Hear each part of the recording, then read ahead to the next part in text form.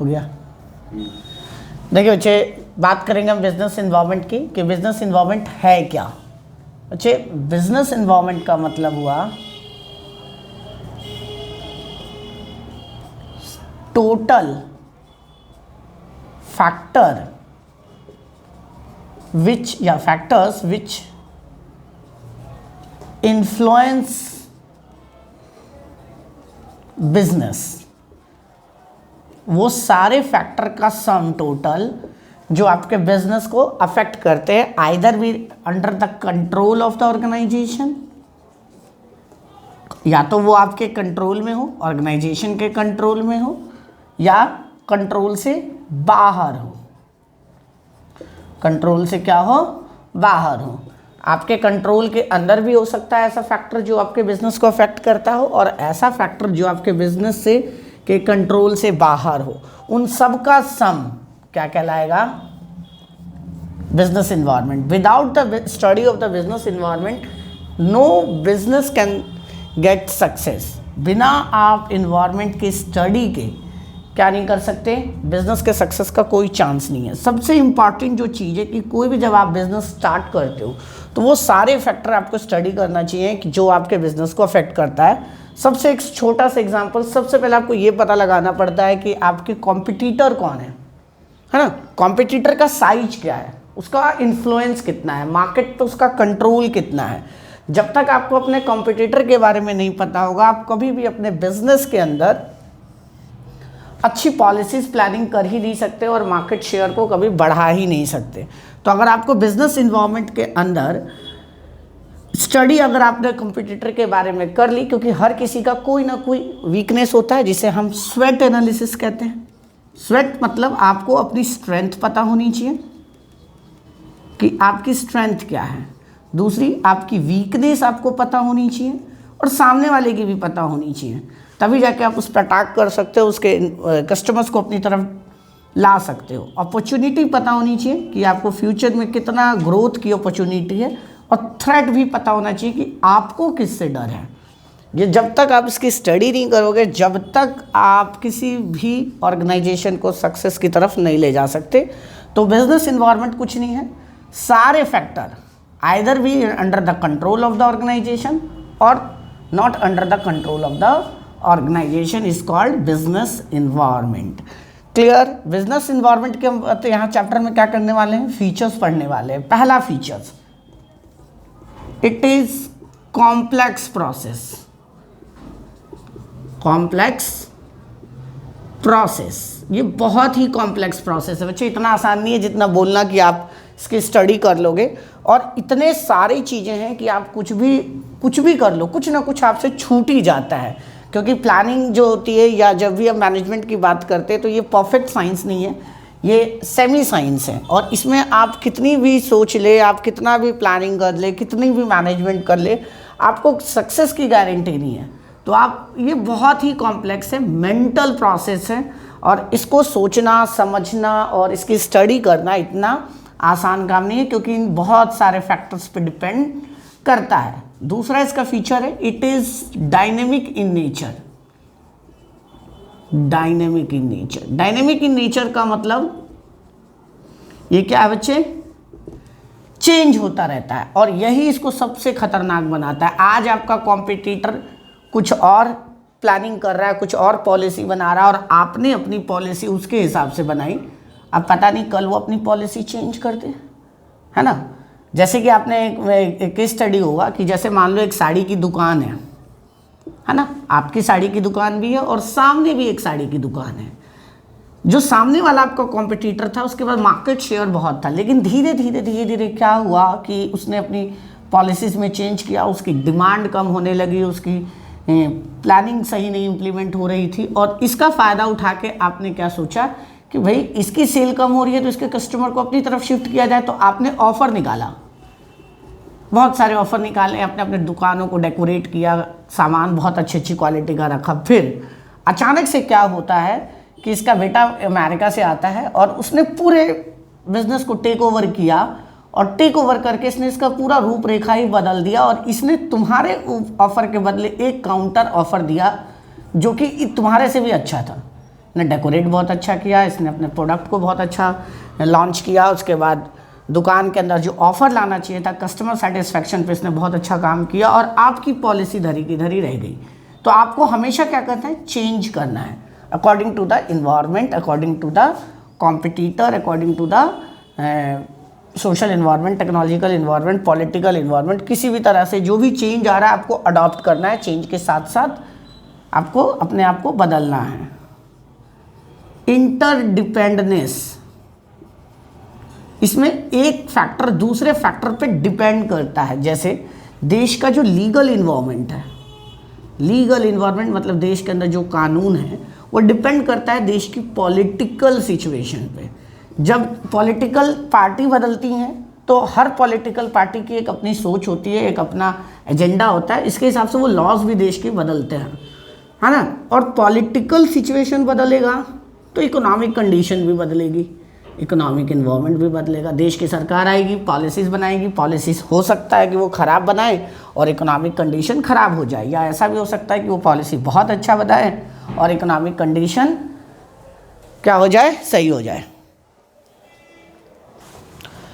देखिए अभी हमने 3 चीज़ें पढ़ ली, कॉम्प्लेक्स, डायनेमिक, इंटरडिपेंडेंस। अब बात करेंगे अनसर्टेन।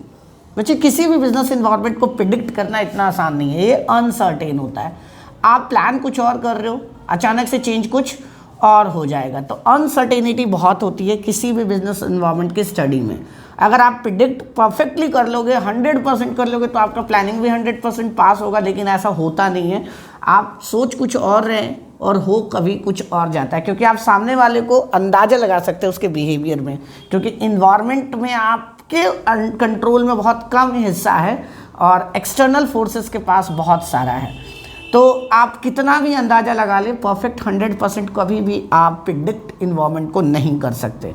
स्पेसिफिक और जनरल फोर्स, स्पेसिफिक का मतलब होता है बच्चे एक ऐसा फैक्टर जो सिर्फ एक पर्टिकुलर इंडस्ट्री को अफेक्ट करती है। किसको अफेक्ट करती है? पर्टिकुलर इंडस्ट्री को इफेक्ट करती है। और एक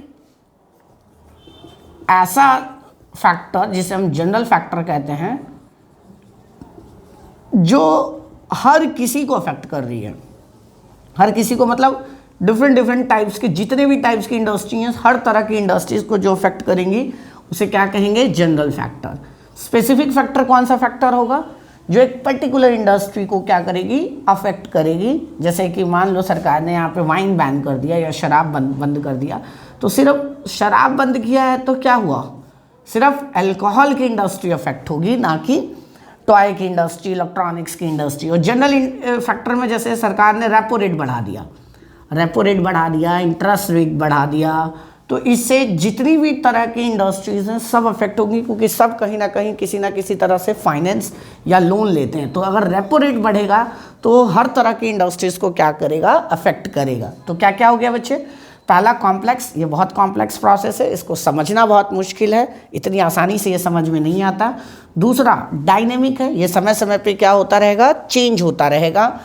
आपको चेंज के अकॉर्डिंग आपको अपने अंदर भी चेंज करना पड़ेगा, तभी जाके आप बिजनेस को बहुत अच्छे से क्या कर पाएंगे? समझ पाएंगे। इंटरडिपेंडेंस का मतलब हुआ कि हर एक फैक्टर दूसरे फैक्टर पे कहीं ना कहीं किसी ना किसी से तरह से रिलेट करता है। तो यहाँ पे कोई भी फैक्टर अपने आप में कंप्लीट फैक्टर नहीं है, उसका कोई ना कोई रिलेशन किसी दूसरे फैक्टर से अनसर्टेन है। अनसर्टेन मतलब कभी भी आप इसकी प्रिडिक्शंस को 100% नहीं कर सकते।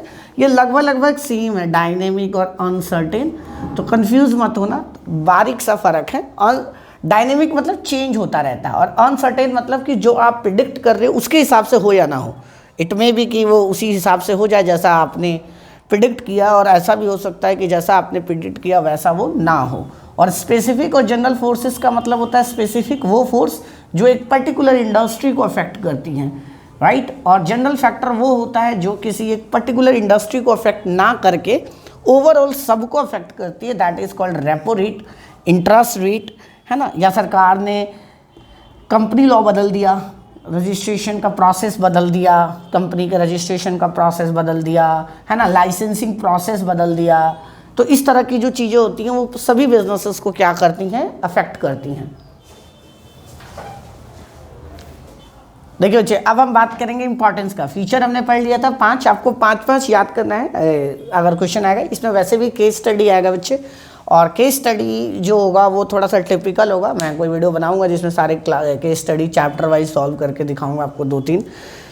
तो सबसे पहले इम्पॉर्टेंट है जो है फर्स्ट मूवर एडवांटेज। अगर आप अपने बिजनेस इन्वायरमेंट को बहुत अच्छे से समझ पाएंगे, तो बिजनेस इन्वायरमेंट को अच्छे से अगर आप स्टडी कर पाएंगे, प्रिडिक्ट कर पाएंगे, तो आपको पता चल जाएगा कि फ्यूचर में किस चीज़ की डिमांड बढ़ने वाली है या किस चीज़ की घटने वाली है।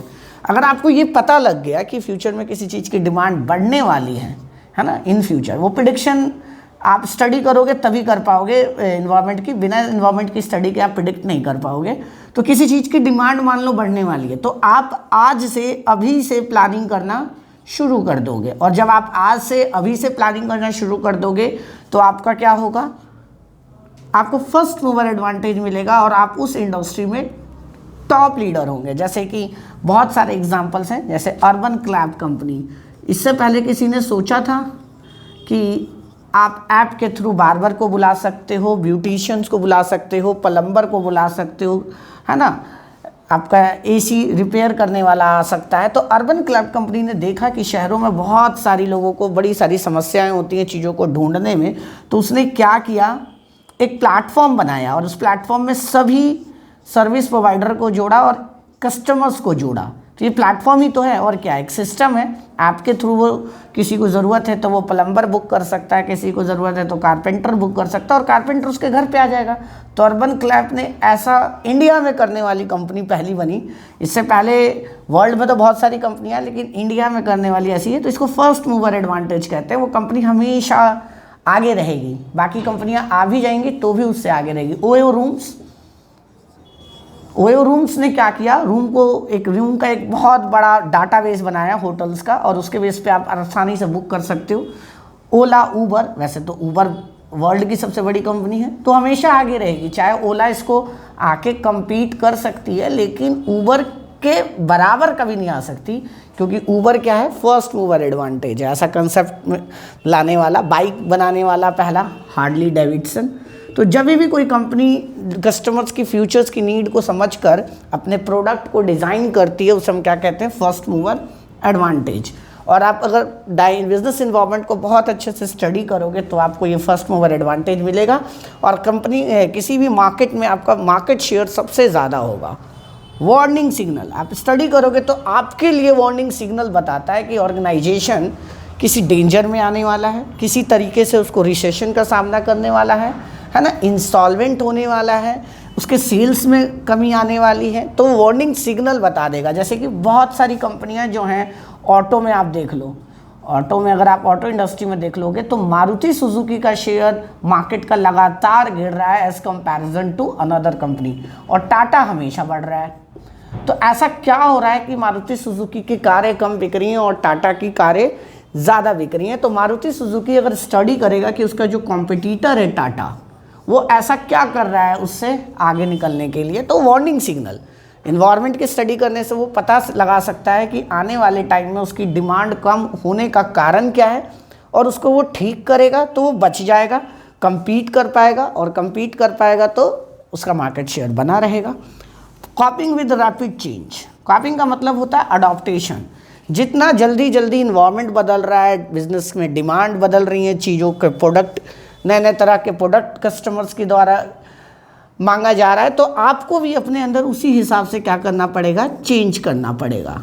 चेंज नहीं करोगे तो आप कभी उस मार्केट में अपना एग्जिस्टेंस बना के नहीं रख सकते। इसका बहुत अच्छा एग्जांपल है ज़ेरॉक्स। ज़ेरॉक्स कंपनी शुरू से सबसे आगे रही है। फोटोकॉपी की जितनी भी कंपनियां हैं, फोटोकॉपी की मशीन बनाने वाली, वो ज़ेरॉक्स बनाती थी पहले, आज वो मार्केट से ख़त्म हो गई हैं।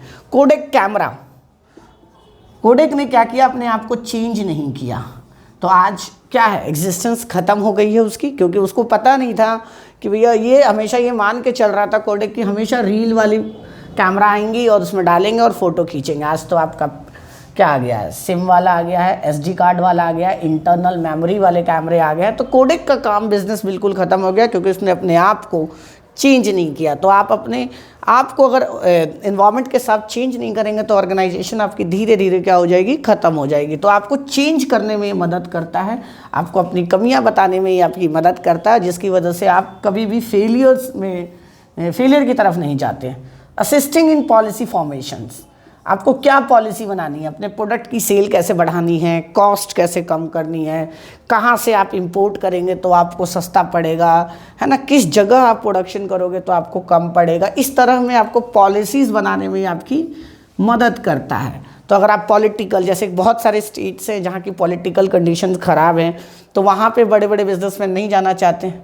जैसे कि आप देख सकते हो बिहार में, बंगाल में नहीं जाते। टाटा नैनो का बहुत बड़ा एग्जाम्पल है बंगाल। लेकिन वही गुजरात कि गवर्नमेंट उनको मदद करती है। तो पॉलिटिकल इन्वायरमेंट की वजह से वो क्या करते हैं, शिफ्ट होते हैं और वो अपने इंडस्ट्री को गुजरात की तरफ लेके जाते हैं, क्योंकि वहाँ की गवर्नमेंट वहाँ की कंपनियों को, वहाँ के इंडस्ट्रीज़ को बहुत प्रोटेक्ट करती है और असिस्ट करती है। तो ये आप अगर आप इसकी स्टडी कर लोगे तो आपको अपनी पॉलिसीज़ बनाने में ये आपकी मदद करेगा। और इम्प्रूवमेंट इन रिसोर्सेज, जो भी आप पे resources like we are physical resources और मॉनेटरी रिसोर्सेज, या जो आपके लोग हैं, रॉ मटेरियल है, बिल्डिंग है, उसे कहते हैं फिजिकल रिसोर्सेज। और जो भी आपके पास पैसा है उसे हम कहते हैं फाइनेंशियल रिसोर्सेज। वो सबको इम्प्रूव करने में मदद कौन करेगा, बिजनेस इन्वायरमेंट। तो इनकी स्टडी करना बहुत ज़रूरी है। पहला, फर्स्ट मूवर एडवांटेज आपको सबसे आगे रखेगा, हमेशा आगे रखेगा जब आप अपने सारे इन्वायरमेंट की बहुत अच्छे से स्टडी करते हैं। वार्निंग सिग्नल, कोई भी आने वाले भविष्य में आने वाली कठिनाइयाँ, भविष्य में आने वाली जो चुनौतियाँ हैं उसको आपको आज ही ये बता देगा, चेतावनी आपको देगा एक कि भाई अपने आप में चेंज करें, नहीं तो आप एग्जिस्टेंस खो देंगे अपना। कॉपिंग विद द रैपिड चेंज, जितनी जल्दी इन्वायरमेंट चेंज हो रही है उसके हिसाब से आपको भी बदलने में ये मदद करेगा। डिफरेंट सिचुएशन में डिफरेंट पॉलिसीज़ बनाने में मदद करेगा। Assisting in policy formation, policy आपकी जो भी है उसको बनाने में मदद करेगा और रिसोर्सेज को इम्प्रूव करने में आपकी मदद करेगा। देखिए बच्चे, अब types of the business environment जो लास्ट टॉपिक है और सबसे इंपॉर्टेंट है, केस स्टडी इसी पे आएगा। और ख़ास करके ये जो टॉपिक दिख रहा था आपको मैक्रो, केस स्टडी इसी पर ही आएगा, अगर केस स्टडी आया तो इससे, नहीं तो बाकी तो सिंपल डेफिनेशन वो पूछेगा।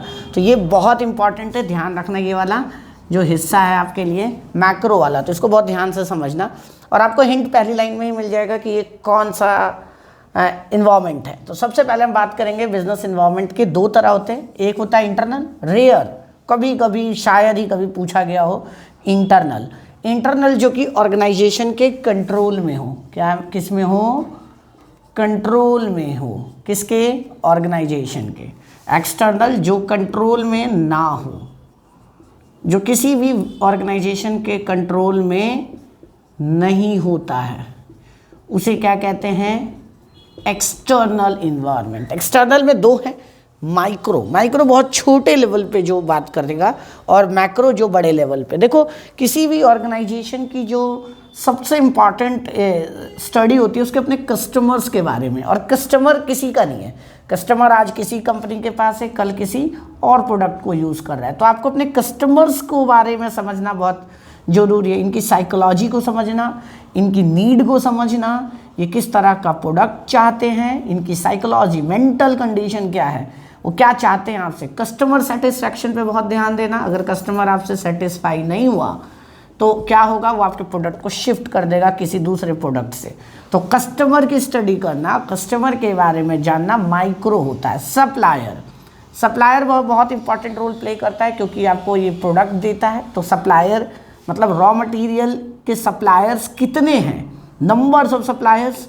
नंबर ऑफ सप्लायर्स ज़्यादा होगा तो आपका बिजनेस ज़्यादा अफेक्ट नहीं होगा, और नंबर ऑफ सप्लायर्स कम है तो आपका बिजनेस जरूर अफेक्ट होगा। तो नंबर ऑफ सप्लायर्स है ना, साइज ऑफ द सप्लायर, आपको एक बहुत बड़ी क्वांटिटी में रॉ मटेरियल चाहिए, तो क्या उस नीड को पूरा करने के लिए, उस डिमांड को पूरा करने के लिए क्या सप्लायर कैपेबल है। तो सप्लायर की साइज क्या है, साइज का मतलब उसकी कैपेबिलिटी कितनी है चीज़ों को डिलीवर करने की। तीसरा, क्रेडिट पीरियड, कितने दिन के लिए आपको उधार दे रहे हैं वो सामान। इन तीनों चीज़ों को आपको जानना बहुत ज़रूरी है जब आप सप्लायर की स्टडी करते हैं। कस्टमर की जब आप स्टडी करते हैं, कस्टमर के बारे में जब आप पढ़ते हैं, तो सबसे पहले उसकी नीड, कि कस्टमर की नीड क्या है, साइकोलॉजिकल, मेंटली वो क्या सोच रहा है ना, और कस्टमर सेटिस्फैक्शन, कस्टमर कितना आपसे सेटिस्फाई है। अगर कस्टमर सेटिस्फाई नहीं होगा तो वो रेगुलर कस्टमर नहीं बनेगा और शिफ्ट करेगा अपनी चीज़ों को किसी दूसरे प्रोडक्ट से।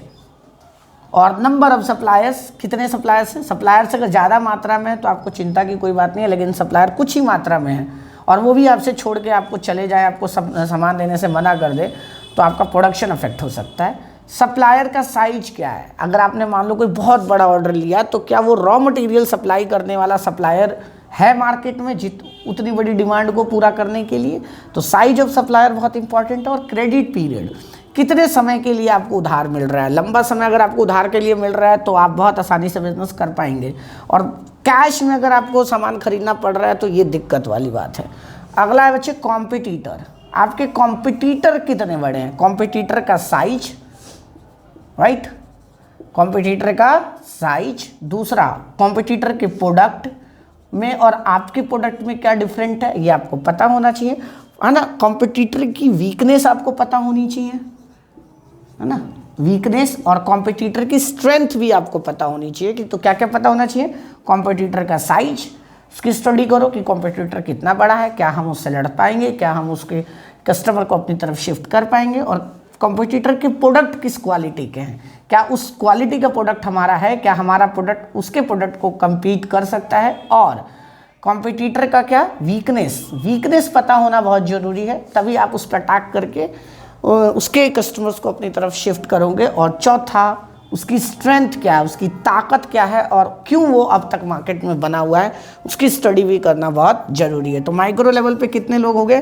कस्टमर, सप्लायर और कॉम्पिटिटर। अब आती है मैक्रो की।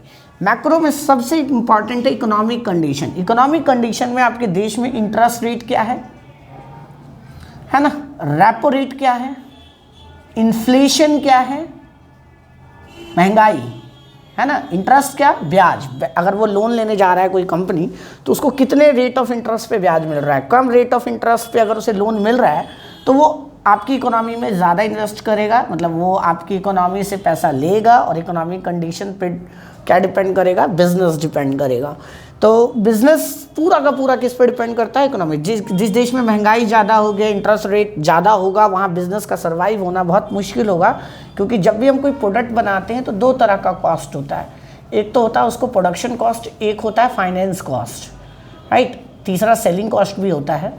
तो हम यहाँ फाइनेंस कॉस्ट की बात करेंगे। फाइनेंस कॉस्ट मतलब जो फंड हम लेकर आए उस प्रोजेक्ट को स्टैब्लिश करने के लिए, उसके लिए हमें ब्याज कितना देना पड़ रहा है। अगर ब्याज ज़्यादा होगा तो बिज़नेस का सर्वाइव होना मुश्किल होगा, क्योंकि उसकी प्रॉफिट का बहुत बड़ा हिस्सा ब्याज में ही चला जाएगा। रेपो रेट पे ही ब्याज डिपेंड करता है, ठीक है। बैंक अगर सेंट्रल बैंक अगर रेपो रेट बढ़ा देती है तो ब्याज भी बढ़ जाता है। इन्फ्लेशन क्या है देश के अंदर, है ना, महंगाई कितनी है। महंगाई ज़्यादा होने से भी आपके बिज़नेस को अफेक्ट होगा, क्योंकि महंगाई ज़्यादा होने की वजह से प्रोडक्ट की डिमांड कम हो जाती है, और डिमांड कम होने से आपकी प्रोडक्शन सेल जो है वो क्या हो जाएगी, कम हो जाएगी। तो चौथा आप इसको कह सकते हैं डिमांड की क्या कंडीशन है। तो ये चीज़ों पे डिपेंड करता है economic condition. Economic condition totally related to economics, interest rate, repo rate, inflation, demand. Social culture कैसा है आपके जहाँ पे भी आप बिज़नेस कर रहे हो, जिस देश में आप बिज़नेस करने जा रहे हो, जो चीज़ आपने बनाई है क्या उनके कल्चर को वो सूट करता है। अगर कल्चर को सूट नहीं करेगा तो आपके प्रोडक्ट की डिमांड कभी नहीं बढ़ेगी। तो बहुत सारी ऐसी कंपनियां, जैसे कि मैकडी आपने सुना होगा, मैकडी पूरे वर्ल्ड में ना बीफ बेचता है, मतलब बीफ से रिलेटेड प्रोडक्ट बनाता है वो। लेकिन इंडिया में उसने किसका प्रोडक्ट लॉन्च किया, आलू बेस्ड, है ना, पोटैटो बेस्ड, क्योंकि उसे पता है कि यहाँ पे ऐसा कल्चर नहीं है। तो हर कंपनियां जिस देश में काम करती हैं उसके कल्चर के हिसाब से अपने प्रोडक्ट को क्या करती है, मॉडिफाई करती है। तो कल्चर क्या है आप जिस कंट्री में भी आप काम करने जा रहे हो, क्योंकि लोग बड़े सेंसिटिव होते हैं कल्चर को लेकर और अपने रिलीजन को लेकर। तो कल्चर, रिलीजन, है ना। आप किसी इस्लामिक कंट्री में जाकर वाइन के ब्रांड को आप लॉन्च करोगे तो बहुत बड़ा खतरा है, क्योंकि इस्लाम में शराब बैन होता है, लोग नहीं पीते। तो आप अगर किसी इस्लामिक कंट्री में जाओगे तो शराब का ब्रांड, नशे का ब्रांड नहीं चलेगा आपका। लेकिन ऐसी बाकी दूसरे देश में जाओगे चलेगा, हमारे देश में चलता है ब्रांड, कोई दिक्कत नहीं है। तीसरी टेक्नोलॉजी, टेक्नोलॉजी का लेवल क्या है, दूसरा लेवल के बाद रिसर्च कितना हो रहा है, R&D, research and development. Existing technology क्या है आपके देश में और किन किन टेक्नोलॉजी पे अभी काम चल रहा है। तो अगर आप किसी भी देश में टेक्नोलॉजी का लेवल अच्छा होगा, रिसर्च एंड डेवलपमेंट ज़्यादा होगा, तो उस देश में बिजनेस स्टैब्लिश करना आसान है, क्योंकि वहाँ आपको टेक्नोलॉजी बहुत ईजिली मिल जाएगी, टेक्नोलॉजी को चलाने वाले लोग बहुत आसानी से मिल जाएंगे, और टेक्नोलॉजी बेस्ड अगर आपका प्रोडक्शन होगा तो उसकी कॉस्ट भी कम आएगी और ऑर्गेनाइजेशन के सक्सेस के चांसेस बढ़ जाएंगे। तो टेक्नोलॉजी का मतलब होता है लेवल ऑफ टेक्नोलॉजी क्या है, एंड रिसर्च एंड डेवलपमेंट मतलब कि फ्यूचर में किस तरफ शिफ्ट हो रही है आपके देश के टेक्नोलॉजी, कहाँ जा रही है, क्या होने वाला है। और पॉलिटिकल सिचुएशन, देश की जो गवर्नमेंट है उसकी सिचुएशन कैसी है, लॉ है ना, स्टेबल गवर्नमेंट है या नहीं है, क्योंकि अब सरकार अगर स्टेबल नहीं होगी, लॉन्ग रन की पॉलिसीज़ नहीं बनाएंगी, तो कभी भी कोई बिजनेसमैन उस देश में इन्वेस्टमेंट नहीं करेगा। अब कोई मुझे बोलेगा अफ़गानिस्तान में शिफ्ट करें बिजनेस, मैं नहीं करूँगा, क्योंकि अफ़गानिस्तान की पॉलिटिकल सिचुएशन बहुत ख़राब है, वहाँ लॉ एंड ऑर्डर बहुत ख़राब है, जिसकी वजह से कोई बिजनेसमैन वहाँ नहीं जाना चाहेगा। तो जिस भी स्टेट की बात कर लो, जिस भी कंट्री की बात कर लो जहाँ की पॉलिटिकल सिचुएशन ख़राब है, सरकार स्टेबल नहीं है, कभी कोई सरकार बन रहा है, कभी कोई बन रहा है, तो कंडीशंस ख़राब होने की वजह से लोग इन्वेस्ट नहीं करेंगे, क्योंकि उनको पता है कि एक पार्टी की आज गवर्नमेंट है, कल किसी और की आ जाएगी, तो हमारा लाइसेंस रद्द हो जाएगा और बिजनेस बंद करना पड़ेगा।